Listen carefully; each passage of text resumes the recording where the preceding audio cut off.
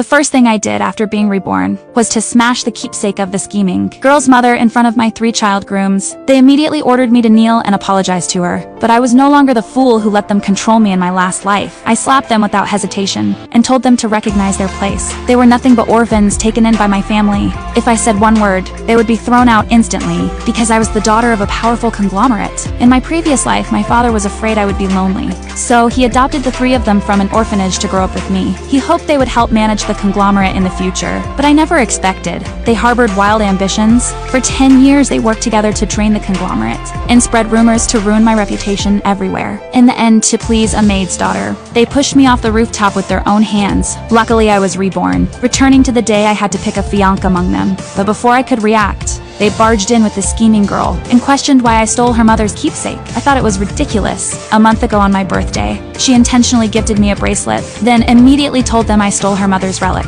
In this life, I could not be bothered to explain. I smashed the so-called relic in front of them, then slapped one of the child grooms again, warning them to know their place. And if they were unhappy, they could leave right now. They had no right to raise their voices here. But they actually thought I was playing hard to get, because next week I would choose one of the 3 to get engaged. They walked away proudly with the scheming girl, watching her provocative gaze. I felt nothing but irony. In my last life, I actually let someone like her toy with me. In this life, I wanted to see what they could achieve without my family sheltering them. I immediately called my father and agreed to the marriage alliance with the president's family. He was overjoyed when he heard it, because our 2 families had been close for generations. Years ago, the president was paralyzed in a car accident. I refused to marry a disabled man and insisted on breaking the engagement. My father never got over it. Now that I was willing to marry again, he was truly happy for me. At that moment, I heard laughter downstairs from the child grooms and the scheming girl. When I went to look, I saw her wearing a wedding gown for photos. In my last life, one child groom secretly stole my wedding gown design. When I caught him, he cried and begged me not to call the police, saying he only wanted to leave his name on my gown. I softened and let it go.